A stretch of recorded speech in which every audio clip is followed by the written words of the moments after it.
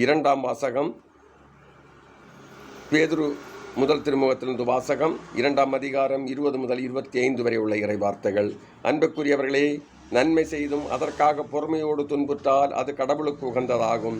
கிறிஸ்துவ உங்களுக்காக துன்புற்று ஒரு முன்மாதிரியை வைத்து சென்றுள்ளார். எனவே நீங்கள் அவருடைய அடிச்சுவடுகளை பின்பற்றுங்கள். இதற்காகவே அழைக்கப்பட்டுள்ளீர்கள். வன் செயல் எதுவும் அவர் செய்ததில்லை, வஞ்சனை எதுவும் அவர் வாயில் இருந்ததில்லை. பழிக்கப்பட்ட போது பதிலுக்கு பழிக்கவில்லை, துன்புறுத்தப்பட்ட போது அச்சுறுத்தவில்லை. நியாயமாக தீர்ப்பு வழங்குவோரிடம் தம்மை ஒப்படைத்தார். சிலுவையின் மீது தம் உடலில் தம் பாவங்களை அவரே சுமந்தார். நாம் பாவங்களுக்கு இறந்து நீதிக்காக வாழ்வதற்கே இவ்வாறு செய்தார். அவர் தம் காயங்களால் நீங்கள் குணமடைந்துள்ளீர்கள். நீங்கள் வழிதவறி அலையும் ஆடுகளைப் போல இருந்தீர்கள். ஆனால் இப்பொழுது உங்கள் ஆன்மாக்கள் 1000 கண்காணிப்பாளருமாய் இருப்பவரிடம் தப்பி வந்திருக்கிறீர்கள்.